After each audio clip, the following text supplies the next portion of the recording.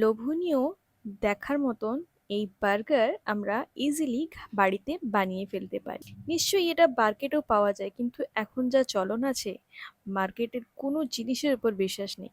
তাই আমরা প্রত্যেকটা জিনিস চেষ্টা করব বাড়িতেই রেডি করে নিতে। চিকেনের পিসেস নিয়ে তাতে আদা, রসুন, গরম মশলা, লেবু, নুন, লাল লঙ্কা সব দিয়ে ভালো করে ম্যারিনেট করে দিয়ে একটু বাটারের মধ্যে চিকেনগুলোকে ভালো করে উল্টে পাল্টে লাল লাল করে ফ্রাই করে নেব।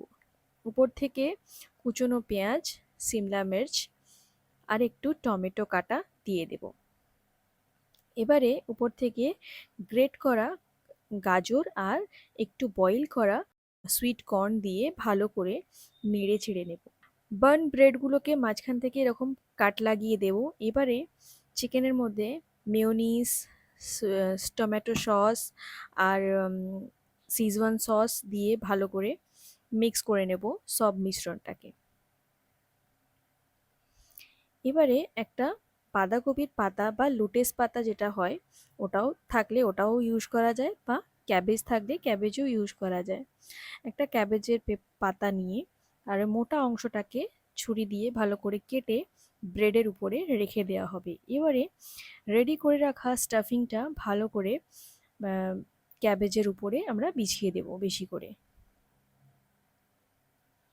দুটো ব্রেডের মধ্যেই চিকেনের স্টাফিংটা ভালো করে দিয়ে উপর থেকে দেব চিজ, চিজ স্লাইস বা গ্রেট করে যেরকম ইচ্ছা তোমাদের চিজ দিয়ে দিতে পারেন।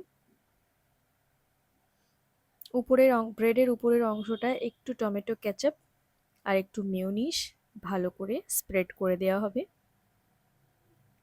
বাচ্চারা এমনিতেই এসব খেতে খুবই ভালোবাসে, আর এগুলো যদি আমরা বাড়িতে বানিয়ে দেওয়া যায় তাহলে বাইরের খাওয়ার কোনো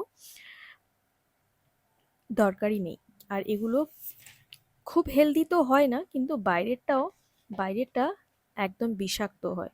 তো আমরা এটা বাড়িতেই রেডি করে নিচ্ছি। এবারে প্যানে একটা বাটার, একটু লাল লঙ্কা আর একটু হোয়াইট তেল দিয়ে ভালো করে উল্টে পাল্টে বানটাকে সেঁকে নেব। এতে আরও যে ব্রেডটা থাকে ওটা সাদা থাকবে না, বেশ ফ্লেভারফুল আর একটু টেস্ট হয়ে যাবে ওর উপরে।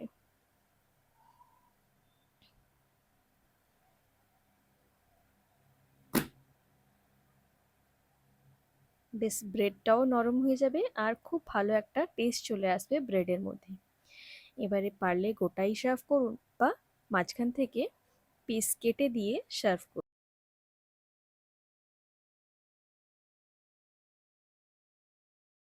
ভিডিওটা ভালো লাগলে লাইক, শেয়ার, কমেন্ট অবশ্যই